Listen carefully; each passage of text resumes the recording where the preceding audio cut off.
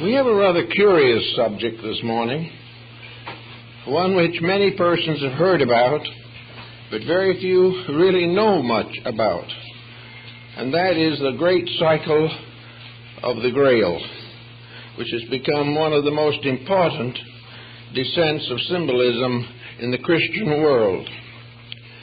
During the Romance period in Europe, there were a long group of troubadours, many poets, literary people, persons in almost every walk of life, religious and secular, who centered their patterns of living around what was called the legend of the quest, the search for the Holy Grail. And in spite of a tremendous amount of research, and the research into hundreds of manuscripts, the problem of the Grail remains very largely unsolved.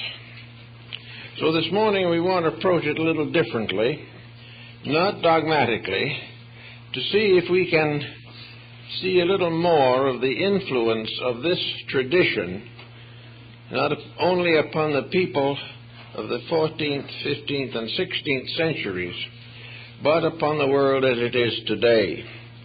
For part of the story seems to come down even into our own time. Where it all began is quite unknown. Probably it is pre-Christian originally. It may have begun in Persia or Chaldea or one of the other nations of the Near East.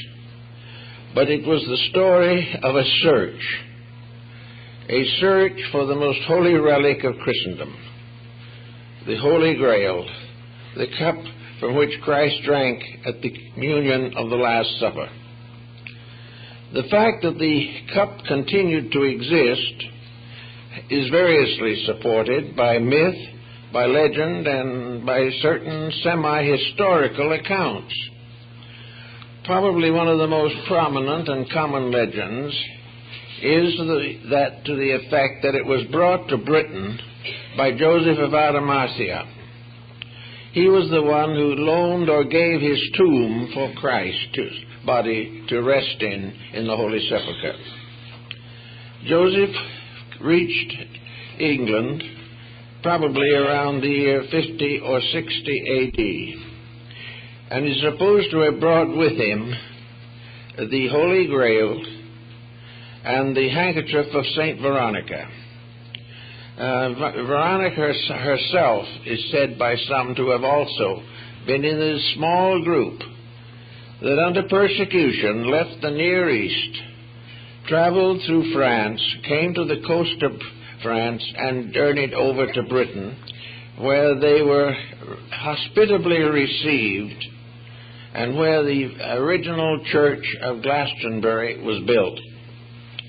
So as far as the English tradition is concerned, Glastonbury becomes the center of the great Grail cycle.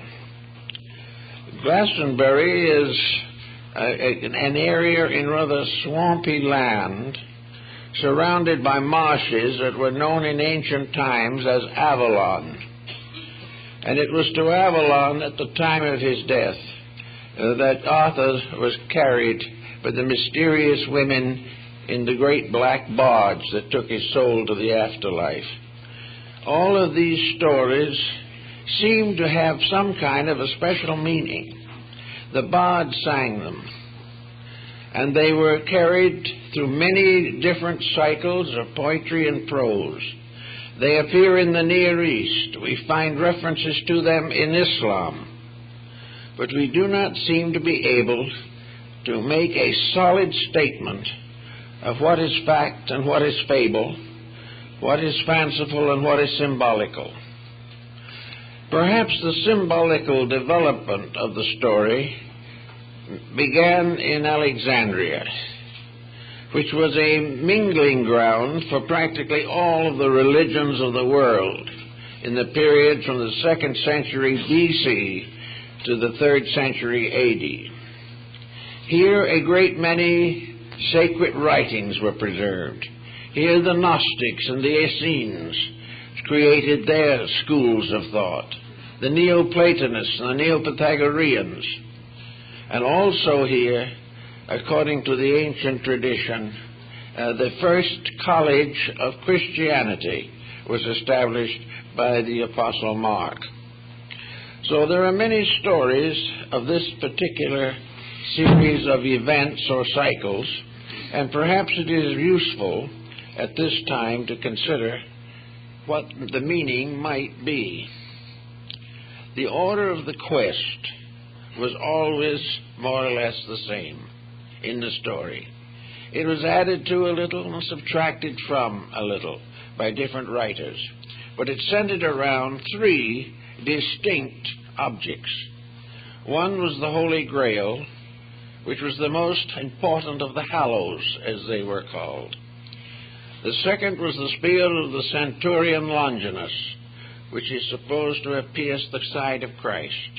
And the third is the wreath of thorns.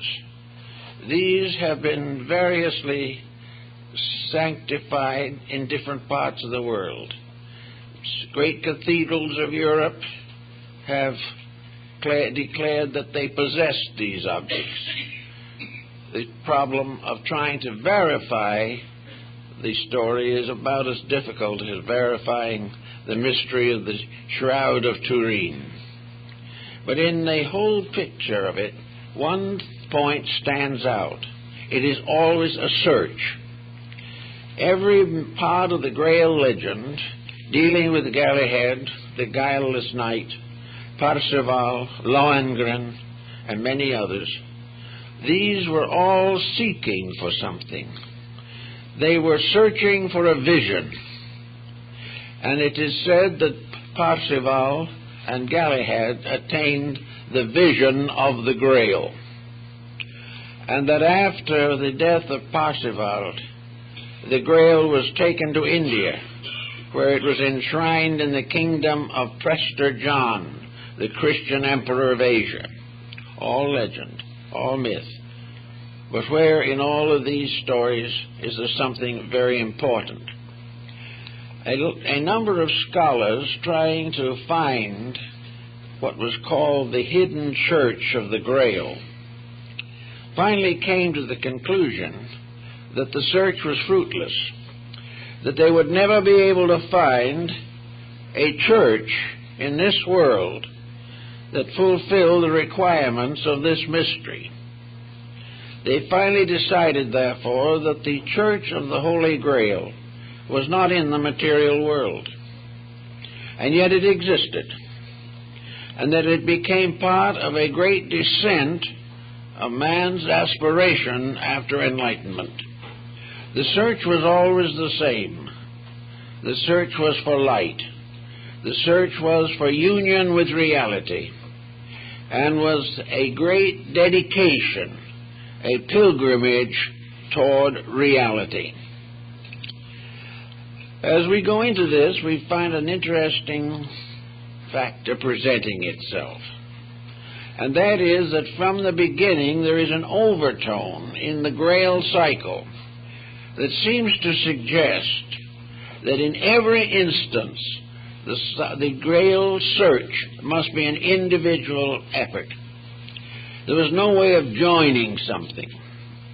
There was no way of proclaiming a membership or depending upon a group support for the attainment of the quest. You could not become part of a congregation of the Church of the Holy Grail. Every part of it had to be individual. The individual himself was searching to become one with the communion of saints, with those of the other life who had attained the illumination of the soul. It was therefore the soul in man searching for the eternal soul in life. And this search had to be a personal dedication. Those who achieved the search and finally beheld the Grail became a company apart, but they were never organized as an organization. They became mutually knowing of each other, because they had all attained the same level of insight. They were part of a level of internal illumination and not an organization. This seems to meet most of the requirements of the subject, but leads, of course, inevitably to the dedication for the search. A dedication which was part of the vow of knighthood back in the medieval period. The vigil of the Grail was always in a church, and a knight receiving ordination into his order spent the first night in prayer and meditation before the altar of his local church. Having thus dedicated himself internally by a voluntary action of his own, he started out on a quest which no one could assist him. No one could do it for him. No one could walk with him. No one could prevent him from making mistakes. It was a lonely journey, a journey from illusion to light, from darkness to participation in eternal truth. This actually did affect the rise of the Christian faith in the early medieval period.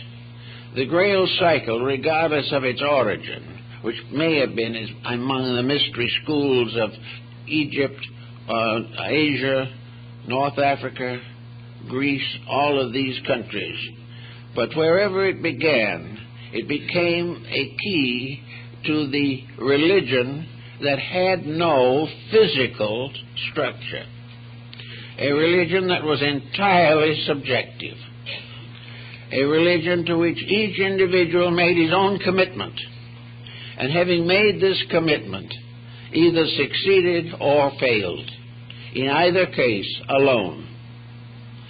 Therefore, perhaps the entire quest of the Grail is best summarized in the words of Plotinus, who observed on occasion that the way to truth was the journey of a lonely person to that which is eternally alone. It was this aloneness that seems to have been the power of the Grail. Each individual had to call entirely upon his own internal resources. He had to train himself, he had to dedicate himself, he had to consecrate himself. He had to master one by one the weaknesses of his own flesh. He had to overcome the pressures and temptations of ambition and avarice.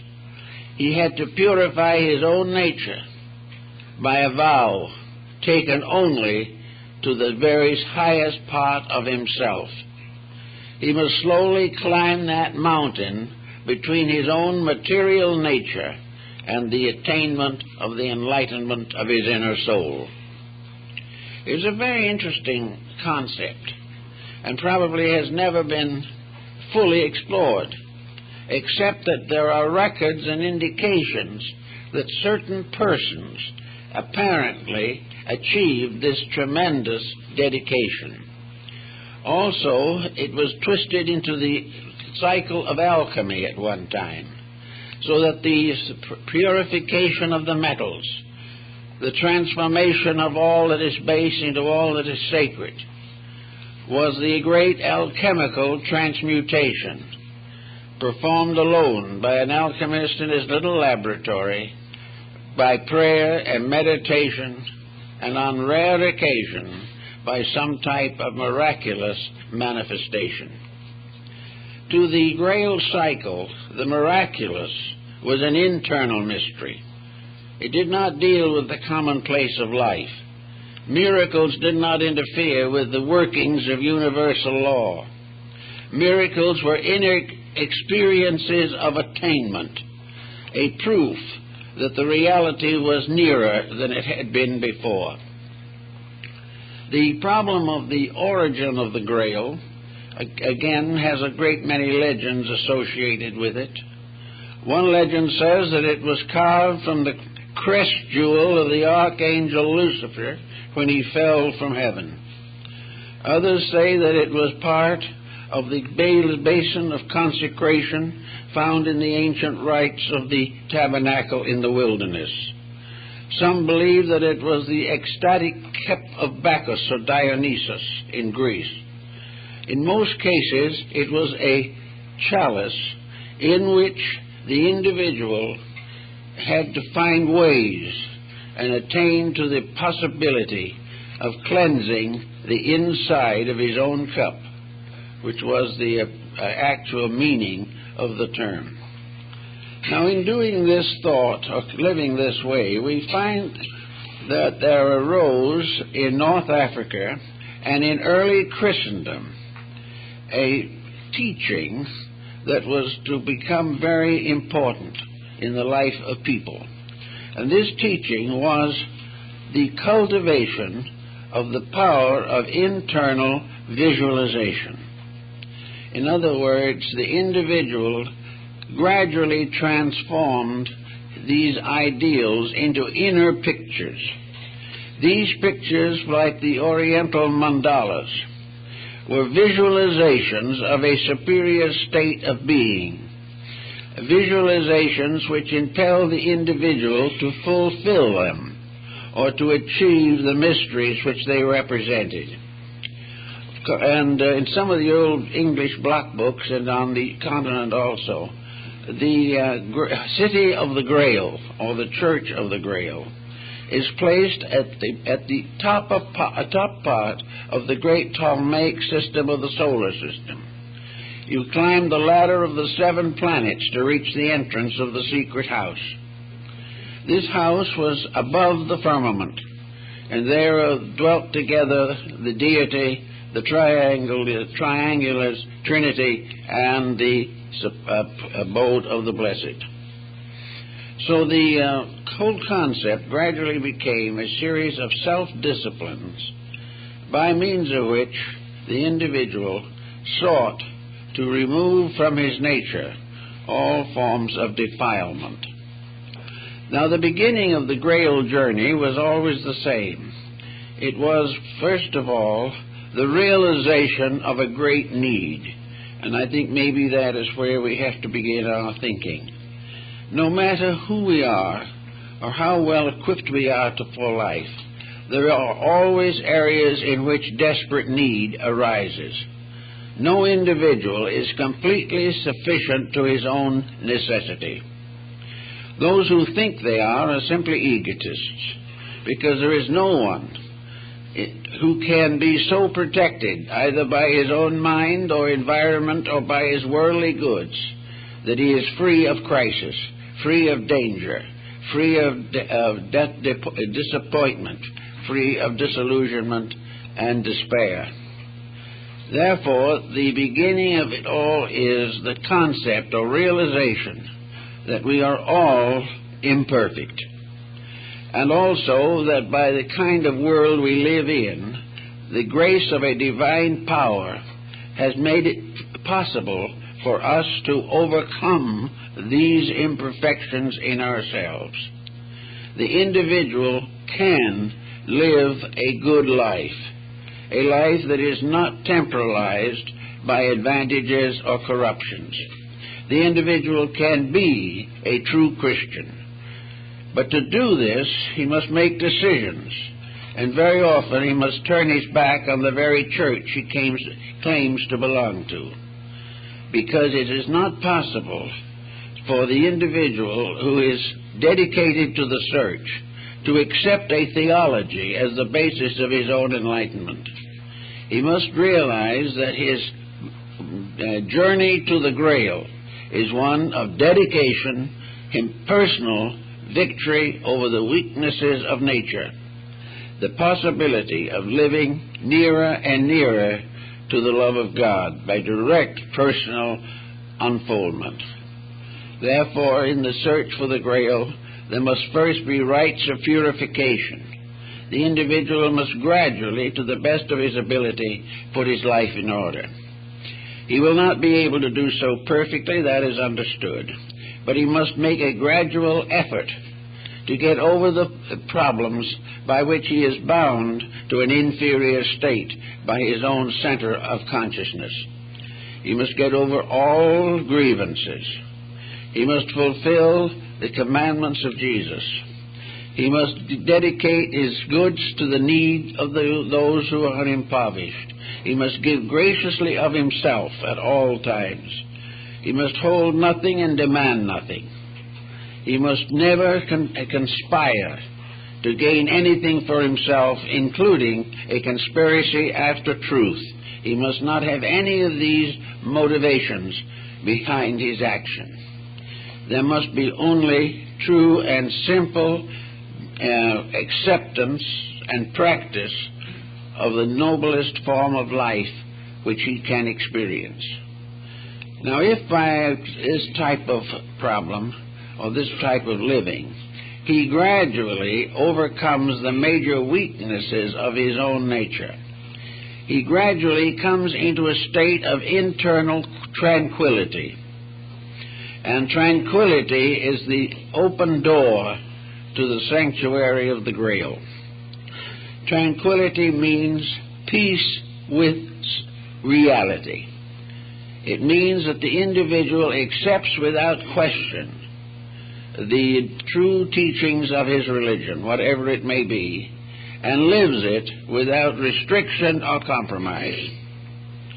He must have, therefore, the ability to quiet all of the confusions which beset the average person. Now, confusions are very often things that cannot be overcome easily. Sometimes a life is harassed to the degree that it would not appear that the individual could make a new start in his own inner life. But he can if he will. There is never a time in the life of any living thing that has a consciousness in which that consciousness cannot be released constructively. It is a matter of willingness to be dedicated. Assuming that the person achieves this type of dedication, it might be regarded as an order of knighthood. He becomes the first grade of the search for the Grail. And all the knights dedicated their sword handles, which were the form of the cross, to the good fight, the battle to overcome the darkness in self, and to protect the light in others. The Knights of the Garter and so forth were always out protecting people in distress and saving the maiden who was in the hands of the villain. The maiden was the soul, which is always in the hands of the villain until the individual redeems himself. So the knighthood of the Grail began by this proof of courage, proof of integrity. The young knight did not know what he was going to find. He had no promise that he would find it. He was simply told that his hope was only through the conquest of himself, that no one else could help him, and all the prayers in the world could not bring him the peace that he had to earn by the development of his own character. And he might pray for character, but if he did not have the courage to live it, it would not come to him. So having gone through all these problems, and coming finally to the Gnostic quietude, the individual lacks none of the needs of life, but has an inner tranquility in which he lives in this world, but not of it. He performs all the duties that are his proper responsibilities in life. All effort to escape responsibility is treason as far as the way of the Grail is concerned. The individual must never try to grow by neglecting something else. He must fulfill, according to the best conscience that he possesses, every daily responsibility. He must bear all burdens without complaint. He must recognize that all occurrences are lessons, and that each lesson that comes, the more difficult the lesson, the greater the attainment. And it is upon this climbing this ladder of circumstances, this mysterious stairway of incidents, and conquering them one by one, that he attains to the great gate of the Grail temple. Having come to this point, then, he settles down to the next step of his growth, namely, what the Oriental has always known, the meditative arts. The quietude and contemplation enables the individual to relax and allow the best of his own inner life to come through. When we relax, one of two things happens. If we are not too well oriented and pretty much bound to our mistakes, when we relax, we're miserable. When we relax, we have all kinds of negative thoughts. We worry, we're frightened, we're concerned, we're disappointed, we're disillusioned. We think of the people who have mistreated us and how the world is failing us in our needs. So to the person who is not self-disciplined, relaxation and quietude just end in misery, which is what is intended, because there is no way in which we can accomplish the purpose until we are able to see within ourselves that we have conquered these mistaken points of view. So by degrees, the individual gains the ability to relax and be quiet. Now this has a sort of an initiation with it, because when you get to this point, you've got to relax and be quiet. You've got to be able to sit down quietly and in peace with life and in peace with yourself. Contemplate the common problem things that we all have to do. The individual must learn the importance of being able to get along with himself, and that his great enemy has always been himself. And until he conquers that, he can go no further. He is a victim of his own mistakes. He is a victim of his own wrong attitudes, wrong objectives, wrong ambitions, wrong decisions. He is a victim of every lesson he sought to avoid or evade. Every time he fails to do that which is next, he penalizes himself and adds to the burden of his own subconscious mind. So the harrowing of Hades, in the old classical terminology, the descent into limbo, represents the individual cleaning out his own subconscious with which he has to live. It is either a paradiso or a purgatorio according to how he has trained it. If he is selfish, his internal subconscious isn't worth living with. In fact, it would be very hard to live with it. And yet we go along day by day, failing to realize that we are building a toxic subconscious, that we are building an internal life, and the only way we can escape from it is keep our objective consciousness so busy that we have no time to think about the facts of life. We can only be comfortable, so to say, if we can get our minds off of ourselves. And usually we find some useless way of doing it. For instance, when we can't stand ourselves any longer, we turn on the television, and as a result of that, our punishment is magnified. That is the purgatory which we get into as a result of not being able to be quiet and read a good book. Also, the book sometimes can be a problem. But in any event, the problem is always the individual running away from himself. He wants to get away from the things about himself he doesn't like. And if he sits down quietly, there are numerous things he doesn't like. But if anyone else points them out to him, they no longer are his friend. They are his enemy if they tell him the truth. And therefore it's useless for them to tell him the truth. He won't believe it, he will only hate them. He must find it for himself. He must live with his own mistakes until he can face them. And as he gradually gets rid of this load of pressures within himself, he begins truly to clean the inside of his own cup. And having attained as far as he can go in this, he will discover that when the inner consciousness of his mind and emotions are at rest, he will for the first time begin to experience the mystery of the invisible source of life. He will discover the teacher self when he is able to overcome the false teachings which he has permitted to overwhelm his life.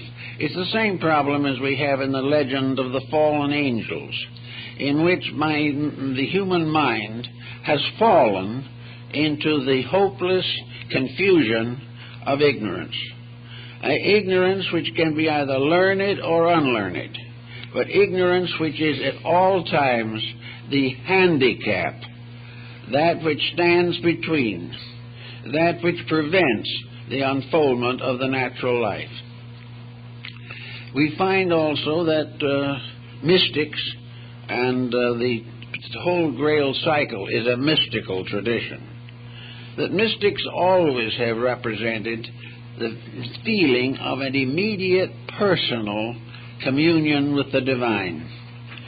The mystic always has believed that the final way to know the truth is not to gain it from others, but to search it in the self, to gradually find ways to attain a mystical transcendency over the obligations of existence. So this type of thought is the principle behind mysticism, which is a gentle, loving dedication. And gradually, as the mind's subconscious pressures are relaxed, we discover the arrival or the emergence through vigil, which is a vigilance over self. We find that in this, the visions occur. Nearly all mysticism is accompanied by visions. Visions of something better and something greater. Those who have not accomplished also have visions. Visions of danger, visions of fear, visions of believing things to be worse than they are, believing that they have a right to hate people who do not hate them. All these things are the negative visions. But when the mystic has his visions, he beholds an inner life, a betterness. He has the experience of an exaltation above the present state of his affairs. Almost all religious art is aimed at this level of the individual's growth, namely the level of portraying, figuring, symbolizing in some tangible way the intangibles of the inner life, that in some way the meditation upon a sacred picture helps to strengthen this inner resolve, helps to make the inner life quiet, peaceful, and beautiful. Everything that helps to make our inner life beautiful is bringing us along the path. Everything that comes along that makes our inner life discordant or defaced or deformed is contributing to hindrance. And the great hindrances are the pressures of personal ambition, personal pride, and the desire to accumulate worldly goods. All these things have to be worked out by those who are going to seek for the mysterious crusade for the Grail, who are going to search for the cup of eternity. So this brings the individual to the next general feeling. From the purification of himself comes also then the strengthening of his inner realization of deity. Of course, we all have more or less idealistic concepts of God, but these concepts are very much of a material nature. God becomes a person, like the figure on the ceiling of the Sistine Chapel in Rome, where God is casting off the sun and the moon, and where with a very long beard and a very patriarchal look, he reaches out to the hand of Adam. These physical things are the way we inevitably and instinctively think of deity. We think of deity either as a patriarchal figure or a matriarchal figure. We think of deity as father, mother, or father-mother. we think of a parental person. We look around us and we see a very nice-looking patriarchal people and have a feeling that they sort of look a little like the way God must look. But to the mystic, this is not possible. The mystic must also realize, in the course of his growth, that he must try to find some nobler way of experiencing or inwardly visualizing the nature of deity. This is brought out in the mandala meditations of the East, where the effort is to reconstruct a spiritual universe as a reality which can be contemplated, which can become a new geography based in a divine light. But even here, the danger still exists that these things are merely an attenuating of physical factors. There is apparently no positive approach to the nature of deity. We can tell what it is not, but when we come to tell what it is, there is always a certain uncertainty.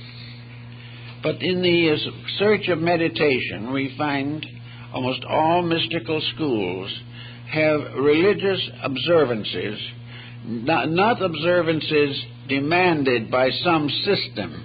When they're demanded by a system, they're very dangerous. But a natural desire to understand more of the substance of things unseen. And this becomes the basis of a meditational development. The individual may meditate in the presence of sacred objects which have a tendency to lift the mind, but are themselves transitory, but they are part of the growth process which must be gone through. The Eastern Christian monk gazing with meditative veneration at the icon of one of his saints or a beautiful picture of the Virgin Mary. These have a tendency to discriminate. They cause the individual to find joy in that which is truly the source of joy, rather than to find joy in little things, mortal preoccupations that have no essential meaning. Everything that helps in the constructive yearning towards reality. And then we come to another problem of hindrances which has to be considered, and that is, do people really want this? Does the individual really want to live this kind of a quest? Or is it going to gradually turn on him as a frustration in which he is miserable trying to be good? If such is the case, he has to stop immediately. Because unless the moods that grow in him fulfill him and make him happier than he ever was before, then something is basically wrong in the work he is attempting. He is never supposed to give up the world with a terrible sense of loss. If he does, he should stay where he is. He should give up the world only when in his heart and soul he is rejoicing at having discovered something greater than the world, something more important, something that he can love more fully, more completely, and more permanently. And if this does not appear, then this step of the quest is a failure. And many of the knights of the Round Table tried these different quests, which are very interesting, because only one or two of the whole group ever saw the Grail. Something always stopped them. The thing that stopped them was their own lack of worthiness. They got sidetracked. They got mixed up in something else. And gradually the vision of the quest faded away. They still believed in it, but the belief in it was not the quest itself. It never can be. We can believe in anything, but unless the believing transforms ourselves, it is of no basic value or permanence.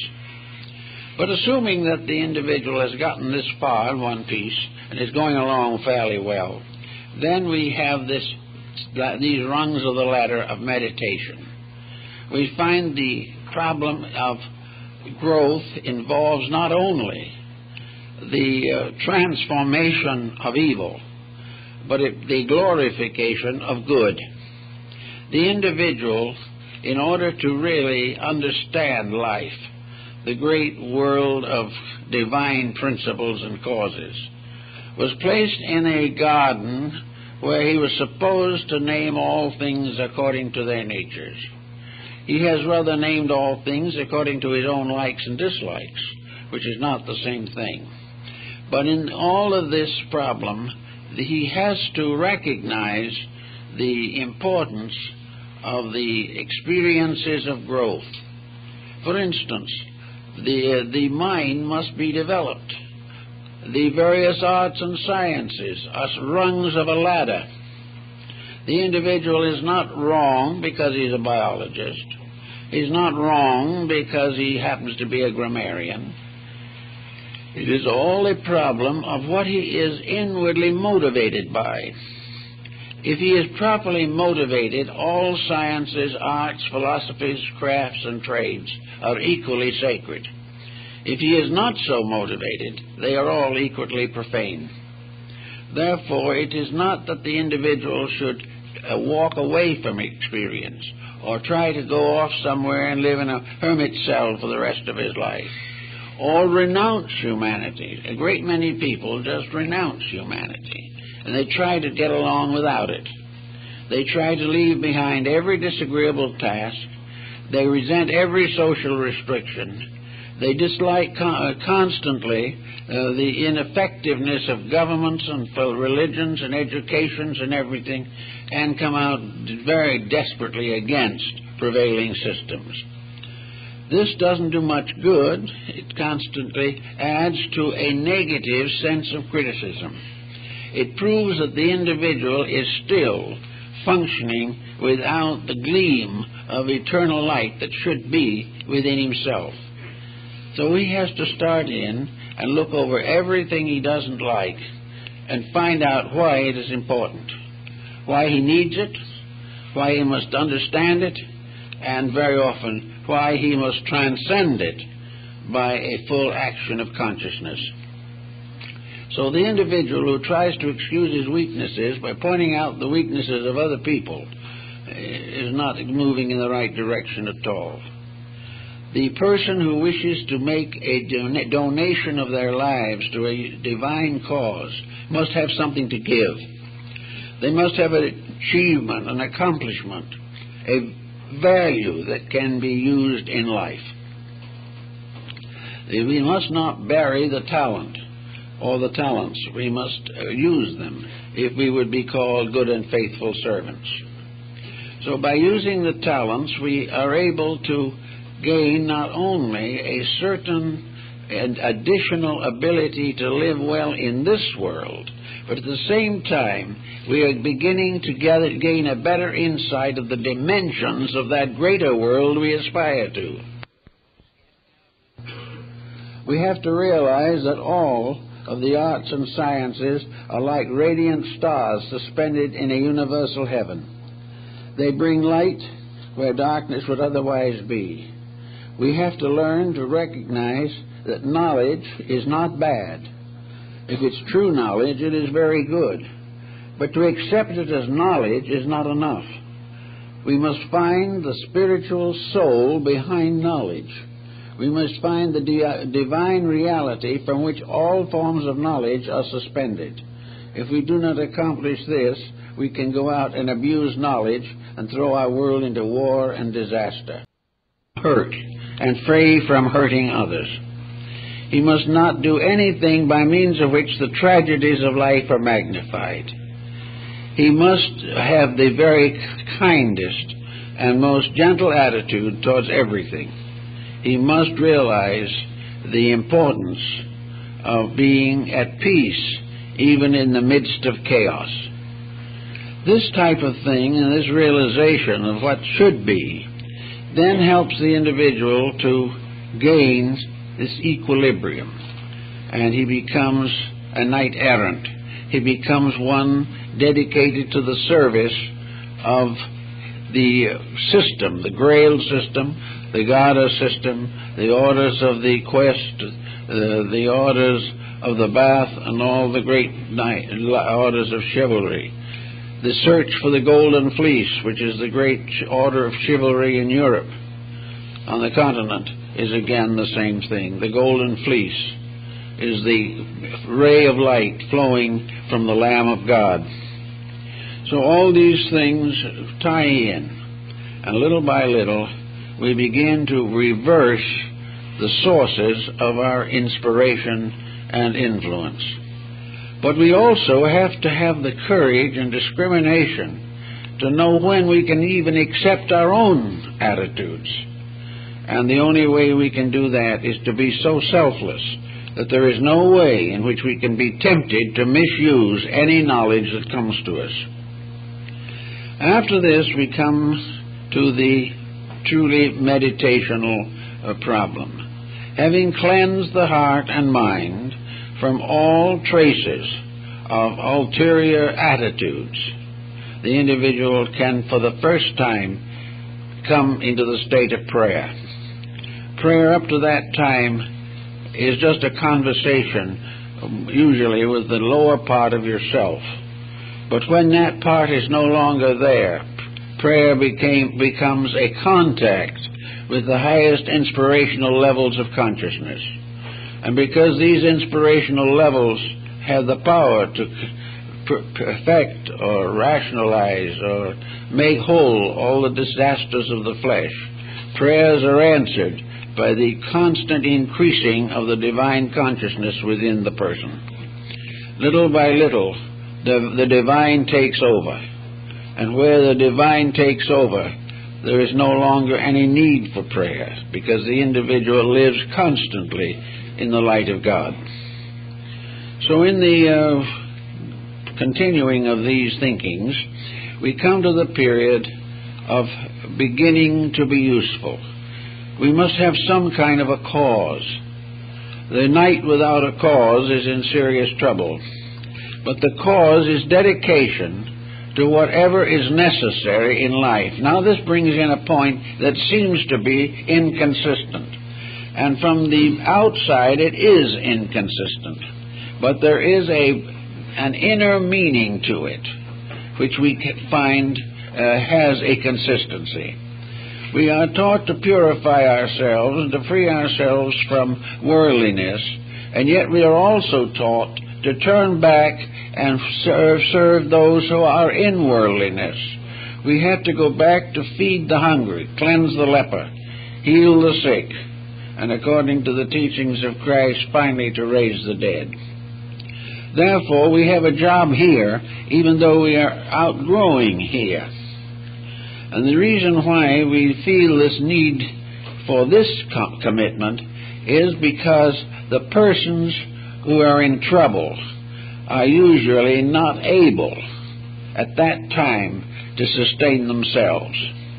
A person in sorrow or trouble is sorrowful or troubled because they do not have the internal light to rise above this type of thing. Therefore, comfort and consolation is important to them, but it must be given always in the sense of a reality. It can never be the individual being taught to do things he shouldn't do because they'll make him happy. Always the motives must be unselfish, and the advice, suggestions, recommendations, or assistance must always be in the terms of helping the person to grow. The growth must come before true freedom from pressure is possible. On the way up from this point, we have the Hindu yoga, we have all the Zen teachings, we have everything in which the person gradually comes into the full control of his own inner life. There's this Zen fable of the old Zen master who, having attained a very great degree of meditation, was walking quietly along the shores of a river, the banks of a river, and thoughtlessly, because his mind was on other things, he walked right out onto the river, and he walked all the way across without even his feet being wet. If, however, he had suddenly realized what he was doing, he'd have probably sunk to the bottom of the river. But while his heart and consciousness were above the level and restrictions of the body, he was safe. And I think to some degree this has to explain firewalking and other phenomena of ancient peoples and still experiences that are still carried on in our modern world. Namely, that if the individual can become completely unaware of fear, unaware of failure, unaware of any self-interest, or unaware of pride, which might be damaged by a failure, gradually what we might term the impossible becomes real, as Christ walking on the waters, which of course is a symbol of the Christ in you, walking upon the surface of the torrents and the tempests, unmoved by material circumstances. So gradually the Church of the Holy Grail concept is the person gradually becoming part of an assemblage of the enlightened. This assemblage of the enlightened we find in the mythology of Egypt and of Greece and of most ancient peoples. Like the mysterious mountain in the tablet of Sebes, the person rises finally to a mysterious and wonderful castle on the top of the mountain. This is the castle of the inner life, the consciousness. This is the castle that is referred to in alchemy as the shut palace of the king.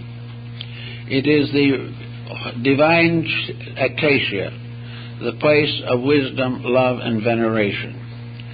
So little by little we climb up and do what in the Buddhist philosophy means that we ascend to the level or degree of bodhisattvahood, where we become dedicated patrons, guardians, and protectors of all that live. We also become the agents and means of a tremendous dedication, a tremendous service. And it is a service that becomes all important, and nothing else is important at all. So little by little, the conquest of self brings with it the only true happiness that exists in this world. And this happiness does not exist completely in this world, because it comes to those who, while they live in this world, have attained an understanding and insight of something higher and more wonderful. Now, the story of the cup, of course, has a series of meanings. The cup is the San Grail, or the Holy Cup, or the Sangre Real, which is the container of the blood of Christ. It also has been represented in various forms, and in a safe deposit box in New York, there is what is called the Great Chalice of Antioch, which is supposed to be a magnificent work of art containing, woven and built into its substance, the original Holy Grail. But the Church of the Holy Grail, as the mystics understood it, cannot accept this, because the cup simply never existed as a cup. If it was a pewter cup or clay cup which Christ drank from, it was probably long forgotten and broken. But the symbol of it is eternal. Here is the cup which contains the ever-flowing blood of consciousness. Here is the life of the human being, a life sustained forever, a life flowing into everything that lives and creating the great sacrament of the Eucharist. The sacrament of the Eucharist had to be experienced in the search for the Grail. It was the last of the hallows, the last of the great dedications. And in this, the symbol of the Eucharist, we have the representation of the ever-flowing life and light of redemption, flowing into everything that lives. Further than that, that life itself, by which we all live, and without which none of us can live, the very energy within our bodies, the very power to be or to exist, is due to the continuing source of strength, of vitality, and of life, which flows from the eternal. We are all alive by virtue of the fact that life exists. and life in its existence is a manifestation of redemption, salvation, regeneration, and the resurrection of the dead. So we have a certain sense of duty. The very energy by which we get up in the morning is not our own. The energy we argue with a neighbor about is not our own. The unkind words we energize are a misuse of energy. The waste of energy, the depletion of the resources of the body through evil habits, narcotics, drugs, and all these things, all of these are the corruption of a divine power. They are the misuse of the actual presence of God in us at all times. If it was not for that presence, we would be lumps of clay. We cannot exist unless life sanctions and justifies our existence. It was this life that fashioned us. It is this life that sustains us. It's from this life we came, and it is to this life we go. And this life is the entire mystery of the Grail quest. It is the quest for the everlastingness which is behind all things as an attribute of deity. The mystic, therefore, very often says that he does not die, that when the time comes for him to depart from this life, some mysterious miracle occurs and he doesn't die. The physical interpretation of this has very little substance in reality. The only one who didn't and cannot die is the one who finally was the eternal itself. Therefore, all things have their comings and their goings. But the alchemist and the mystic was taught that the transition from this world to the next is not a death, and the perfect acceptance of life overcomes the illusion of the reality of death. In other words, that in which life exists may be transformed. The body of it may be changed. The life may be incorporated into other creatures, but life itself cannot die. And life, it has, by its own energy, produced the evolution of the various kingdoms of nature, including man. That life does not die. The life in the individual cannot die. But it can depart from the body. But this departure is not death. It is transition into another dimension of space. Therefore, the search for the Grail not only continues throughout the material life, but the attainment of the degrees of manifestation that are possible to the human being allows this process to continue, and the individual who in this world passes out in a state of dedicated reality finds himself in another great room in the house or castle of the Holy Grail. Because the Holy Grail stands for those other mansions referred to by which man is ultimately to ascend to the fulfillment of his own purposes in the divine life of things. Jesus says, "In my Father's house are many mansions. Were it not so, I would have told you." And these many mansions are the rooms of the castle of the Grail, invisible but eternal. In the ancient Hebraic mysticism, the temple at Jerusalem is said to have been built on the top of Mount Moriah, on the threshing floor of the Jebusite. But the real temple of Jerusalem is in the sky above. And the real temple of the Grail is not in or with any church on earth, but is above them. And that which is eternal is always dominant, always leads all things. Now, many people, including the Gnostics and the Neoplatonists, tried to find ways to accomplish this release from the ignorance and struggle of materialism into this path that does lead to final emancipation. Therefore, they attempted to create something that was not creedal, not denominational, not tied to any religion, but was essentially the essence of all of them. Because all religion has one essential purpose. That is, that the individual shall come to perfection and union with deity. All religions were paths leading to God. And the Neoplatonists and others found that this became a very wonderful basis for a unity which we do not suspect.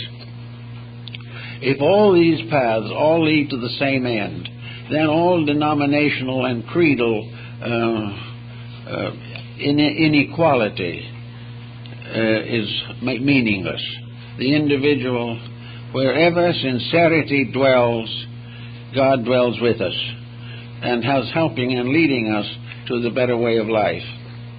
So on the basis of this fact, the Gnostics and the Persians and several others created the concept of the great religion in space, that there was one eternal spiritual science.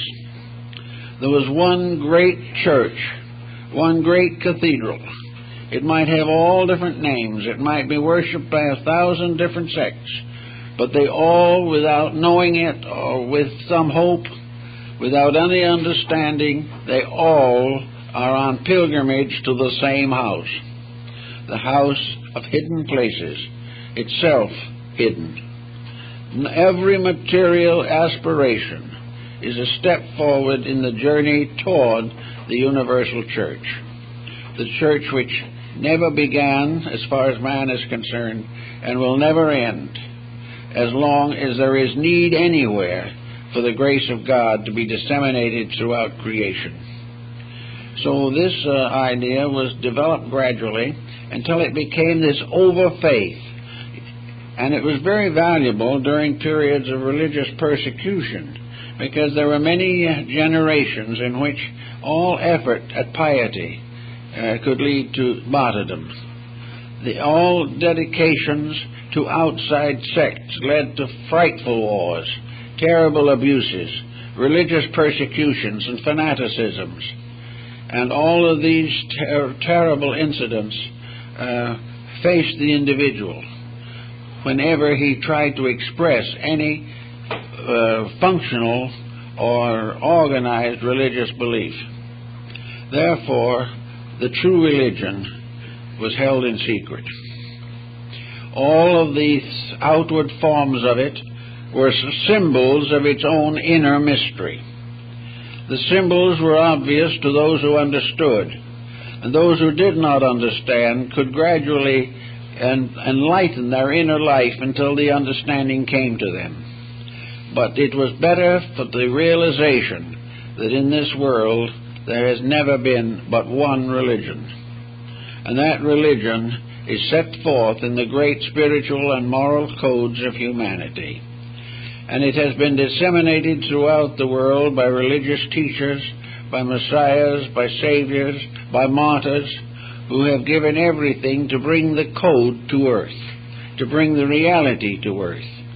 But the religion itself remains undivided, and all who seek to find the sacred altar of the Grail, the Parsifals and the Galahads, all have to come in the end to the same altar. But even if they do, they may not know it. They may not realize at all that it's the same. But the point is that in their inner lives they are doing the same things, and they're doing them essentially in the same ways, but perhaps have different names for them. Thus, every virtue is a universal quality which cannot be divided. It spreads itself through everything that lives and exists, whereas every vice is a local situation. It is something that exists for a little time in certain places due to misunderstandings. But the more you put vices together, the more they battle each other, until one vice destroys another, as two wars will destroy each other.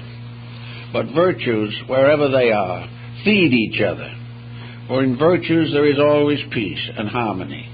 Therefore, virtues are eternal and immortal. Vices are temporal and mortal. And by releasing the mind and heart from the vices, we become again in the presence of the realities. So the Church of the Holy Grail is the invisible sanctuary of truth, the real heart of God. And the real heart of God is the eternal love of deity, disseminated through all the worlds and all the spheres of existence. And this love has its particular and proper abode in the heart of each of us. It is this love in the heart which is the Redeemer. And in this case, the blood of God in our own hearts is really blood flowing in a grail or cup. The heart itself is the vessel in which the living blood of God is forever disseminated throughout the world. Gradually coming to understand these things doesn't in any way interfere with practical experiences of living. It simply dedicates them. It baptizes actions and circumstances. The blood of truth baptizes every action that we make in our daily existence. So on the path went, and it was believed that in the course of time the mystery of the Grail would be solved. But in Europe, the light of truth began to fade out. For a long time, men neglected the inner truth of things, and therefore it was said that the angels took the Grail out of Europe and brought it finally to Asia. The Western issue is that it was brought to Glastonbury, where it is buried somewhere. It is hidden as a symbol of the physical perfection of life. The chances are that physically it was not taken to either place, because it is not a physical thing. It is simply the chalice of spiritual ecstasy. It's the mystery of the entheos, of the foreverness in God, which we call enthusiasm, which originally was the sacred emotion of man's complete acceptance of God. So all these little stories and big stories and legends, old and new, all seem to tell us that there is the Church of the Holy Grail, the Church of Parzival on Montsalvat, on the heights of Spain, the mysterious lands and gods of the Nordic peoples, and Valhalla, the abode of heroes. Everywhere we find the same thing: the Olympus of the Greek, the Meru of India, the Shambhala of Tibet. These are all symbols of the secret church, the mysterious sanctuary which forever remains, and to which each aspiring soul comes in search of reality. In each generation, the number of those who make the search increases. Little by little, the journey is more generally understood. Also, in the cases of those who have advanced a little way and have found peace and have found kindness and have come to love that which they once either hated or ignored, these people are leaven in a loaf. Each of those who becomes a knight of the Grail becomes a defender of the faith, a defender of all that is good in humanity, and all that is worthwhile in the mystery of life itself. Therefore, each of the mystics that comes along, mystics like Bami, or any of the ancient mystics of Egypt, Greece, great philosophers, Plato, Pythagoras, Socrates, all these had gone a little way and had become acolytes, so to say, in this sacred assembly. And yet they didn't recognize the sacred assembly as a separate thing at all. This mysterious church of the Holy Grail has the earth itself for its checkerboard floor. The great combinations of integrities and honor are the columns that rise above the floor of the sanctuary, and the arches of the dome, as one writer said, are the clasped hands of comrades. The whole church is a living thing. It is humanity. It is that which must gradually come to be the most worshipful and the most purposeful of all human institutions.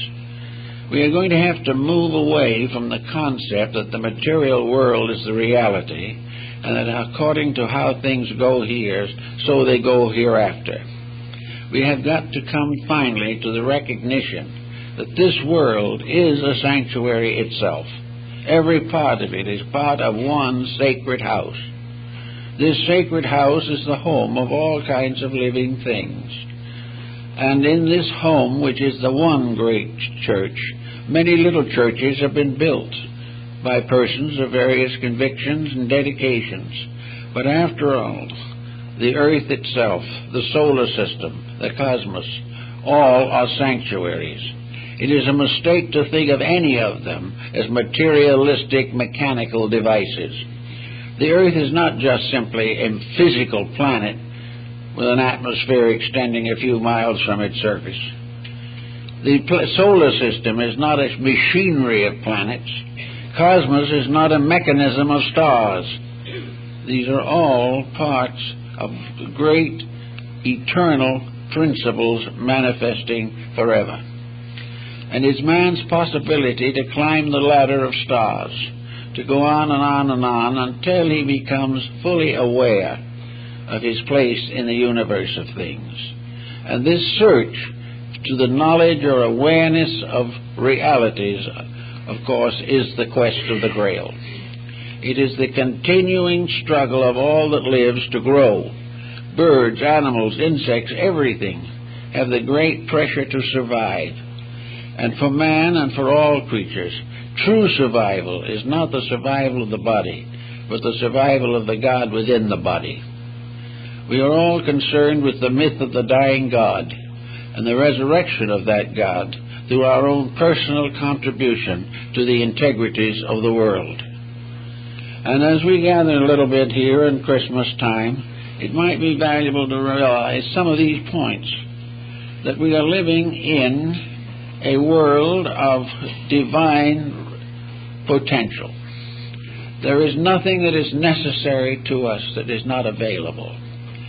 But we cannot come to the greater while we cling desperately to the lesser. We cannot be gods and mortals at the same time.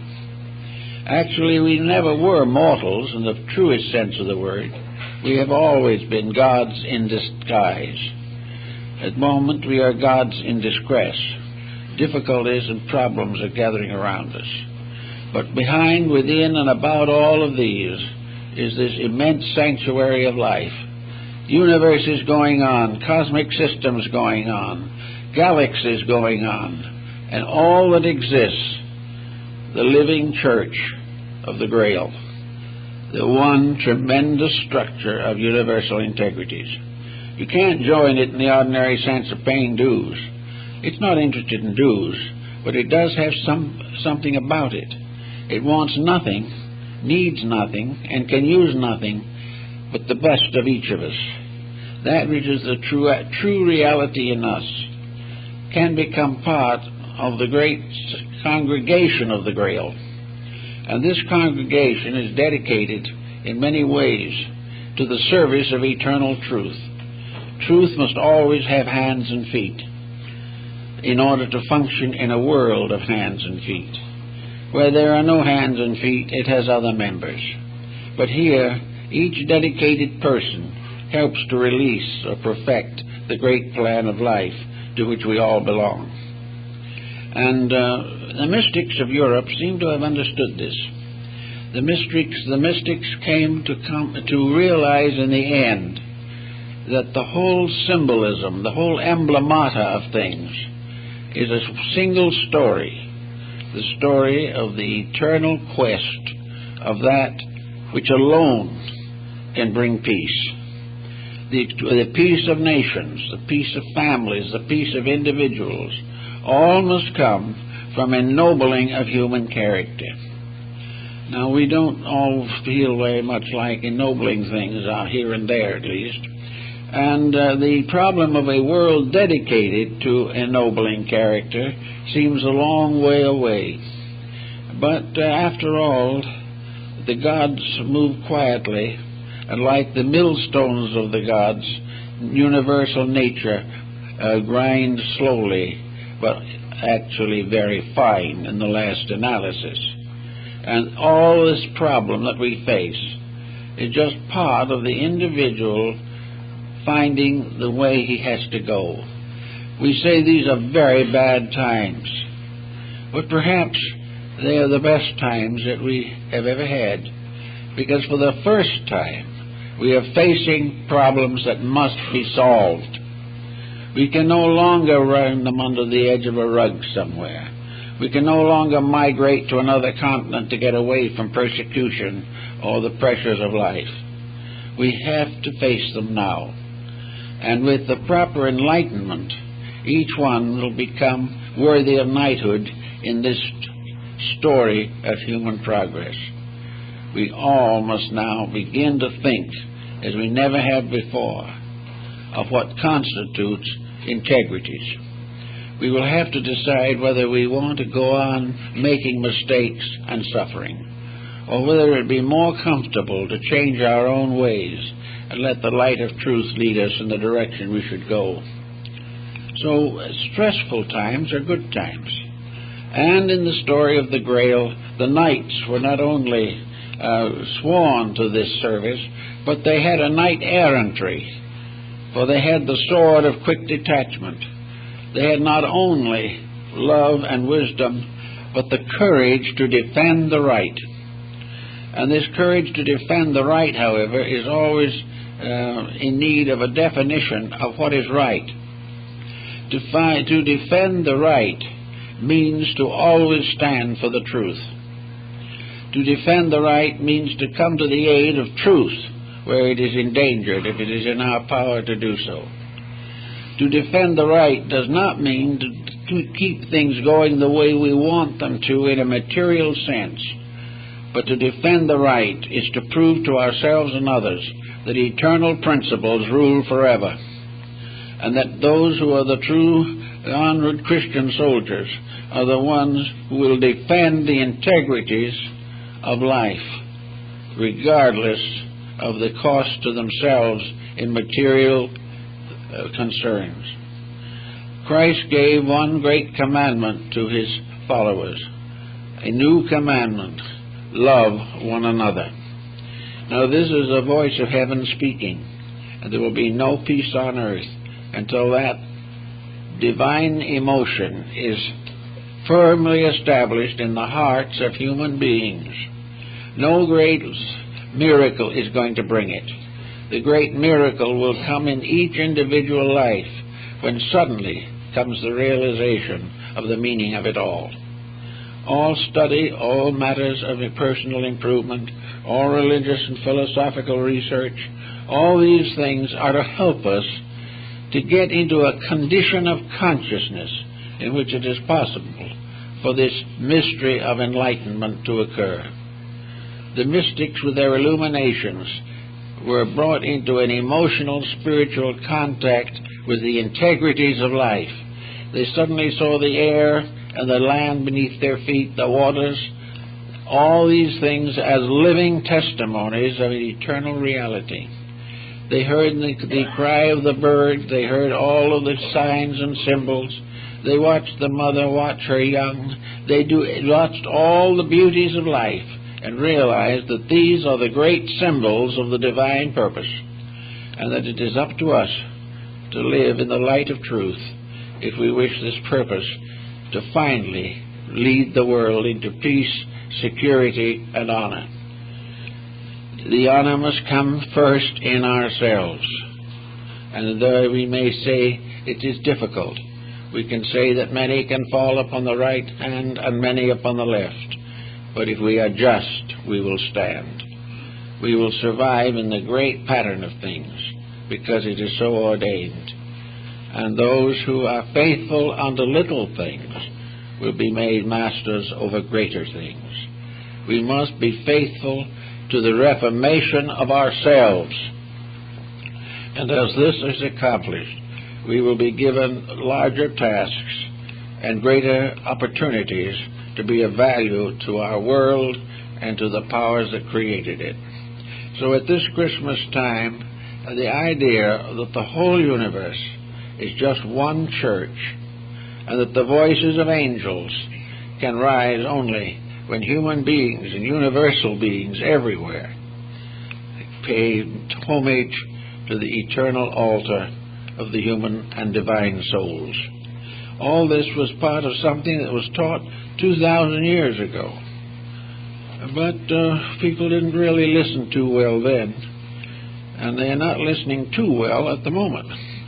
But they're going to have to learn to listen. For the things we all dream of, the hopes we all have, the future we want for our children, the blessed values to people all over the world who are now suffering tyranny, martyrdom, and destruction. All these conditions can only be cured when the love of God and the love of man are strong in each of us, and that we are dedicated to this service of universal cooperation with each other and dedication to the will of heaven. With these commitments, we'll make it. And we're going to make it, no matter how long it takes. But if we really try a little harder, it won't take quite so long. And we hope the next year will bring to many people the realization that there is a peace, that things can be solved, but only when the individual stands firm for the principles that he believes and realizes that he is always at Mass in the cathedral of the universe. If he gets this idea firmly fixed, things will go much better for him. Well, folks, thank you very much. And